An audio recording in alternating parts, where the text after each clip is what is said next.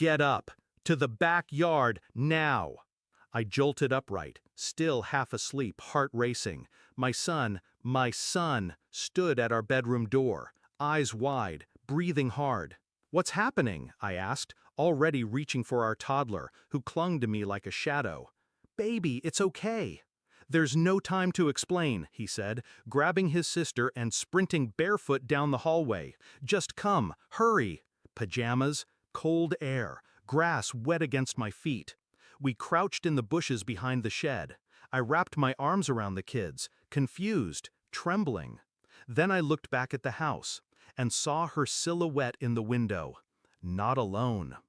I met Claire 12 years ago in a parking lot with a dead battery and a smile that made my chest hurt.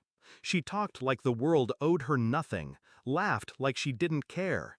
But her eyes, they were heavy, like she carried things she'd never speak aloud. I loved her for that. We built a quiet life, safe, predictable. Dinner at 6, cartoons at 7. 2 kids, 1 mortgage, and matching toothbrush holders. She said she wanted peace after the chaos she grew up with. I gave her that. I just never expected she'd find it boring. The signs were there, if I'm honest.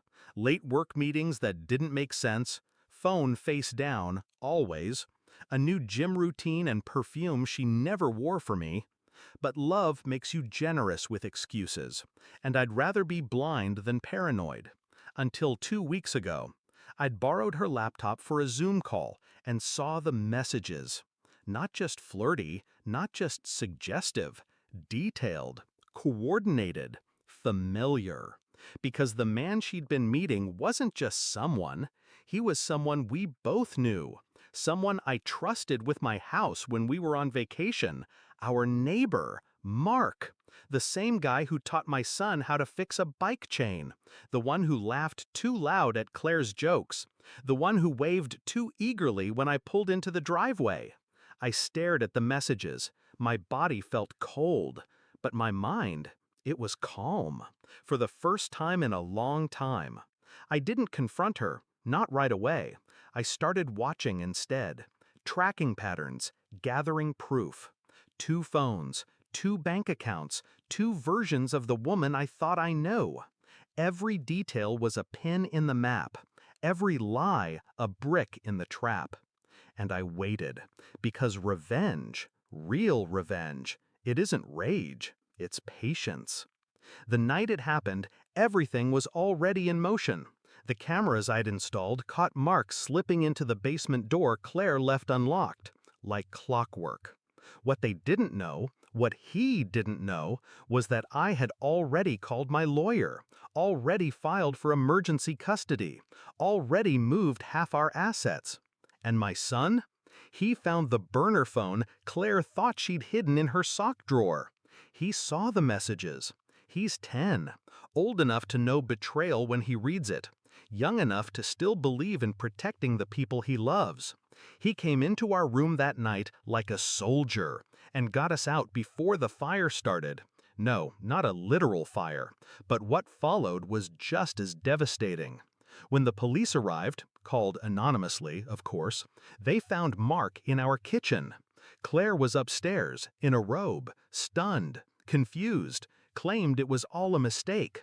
The look on her face when she saw the footage I handed the officers, I'll never forget it. She realized in that moment that the version of me she knew, the passive one, the provider, the predictable man, was gone, replaced by someone methodical, someone who knew how to turn a quiet humiliation into a full-blown collapse. She was arrested that night for trespassing and conspiracy to commit fraud. Turns out she'd been funneling money, small amounts, but enough to cost her everything. We moved out a week later. I didn't burn the house down, I just left it empty, silent, like her promises. People ask if I'm angry. I'm not. Anger is loud, messy, it makes mistakes. But me? I'm precise. My revenge wasn't screaming, it wasn't throwing plates or airing dirty laundry, it was showing her exactly who she underestimated. It was teaching my son that truth matters, that silence has power, and that the ones who love you quietly will also protect you fiercely. Claire tried to call me last month, left a voicemail crying, begging, said she didn't recognize herself anymore. I didn't call back, but I saved the message so my daughter can listen to it someday, to hear what weakness sounds like behind a mask of strength. Funny, isn't it? How a betrayal can feel like the end of the world until it becomes your beginning. The night my son pulled me from that bed, I thought we were running from danger. Turns out, we were running toward freedom.